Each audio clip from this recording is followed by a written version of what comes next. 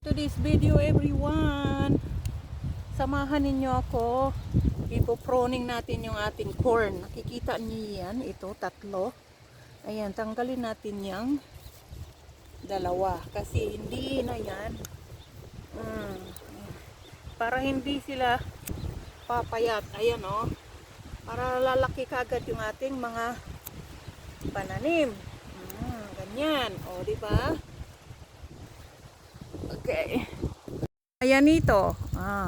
Yan. Tinatanggal yan. Yan. Ano na yan. Kasi existing yan. Kailangan nating alisin. Diba? Ang dami-dami talagang existing, diba? Hindi natin kailangan yung mga existing na yan.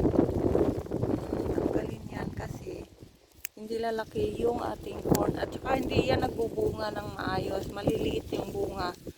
So instead na i-concentrate natin sa katawan ng malaking puno para maganda din yung kanyang bunga. Ganyan o. Kagaya nito, ito. Ayan. Tinatanggal yan. Ganyan yung pag-pruning natin sa ating corn. Diba? Ito o. Asahan ninyo pagdating ng isang linggo, malalaki na yan sila. Kasi gusto natin na malaki yung ating corn, malulusog. Alisin yan, hindi natin yan. Kailangan sila. Diba? Yan. Kasi, sobrang dami na.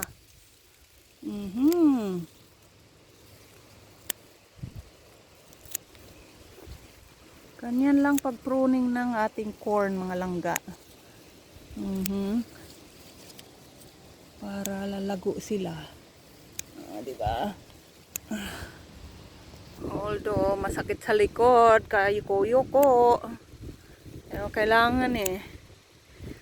Mega love shout out everyone. May natutunan na naman kayo sa akin kung paano mag-pruning ng corn. Kailangan instant lang talaga, isa lang. Isang puno lang, wala na yung mga existing na yan. Diba?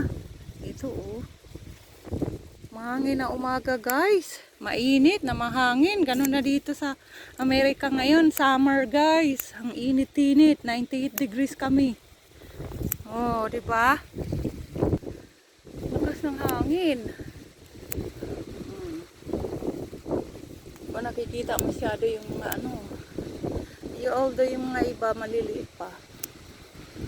Diba? Oh man, masakit sa likod. My gosh. Ang pagtanim talaga ay hindi biro guys. I can tell you that. Kaya yung kanta na ang tanim ay hindi biro, tama talaga. Yuko. Ay, naku, Diyos ko. Ang dami, diba? Sakit sa likod. Kaso kailangan eh. Kala mo, wala. Meron pa dito.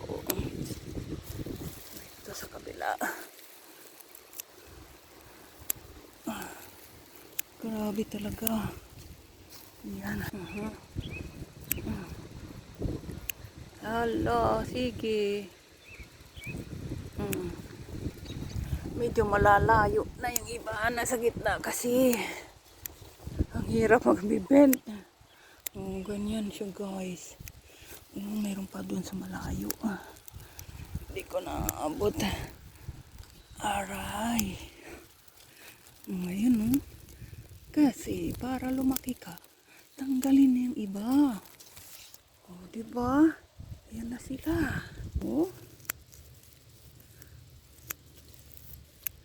Para yung ating corn beautiful growth. Ayan oh boy, grabe talaga.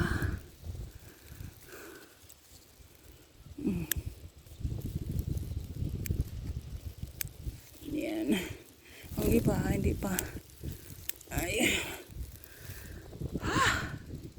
Ayan guys. As you can see, nakikita ninyo, isa-isa na lang sa bawat puno. Oh. Diba? Ganon ang pag-pruning ng ating corn. Hanggang dun sa dulo, makikita nyo, tag-iisa na lang talaga. Diba? Diba? Ayan. So, clear na ang ilalim. Although yung mga iba, nag-i-start pa lang. Next week na naman yan. So, yung mga kinat natin, hinahayaan lang natin yun dyan kasi fertilizer nila yan. Hayaan mo na yan sila dyan. Thank you so much for watching everyone.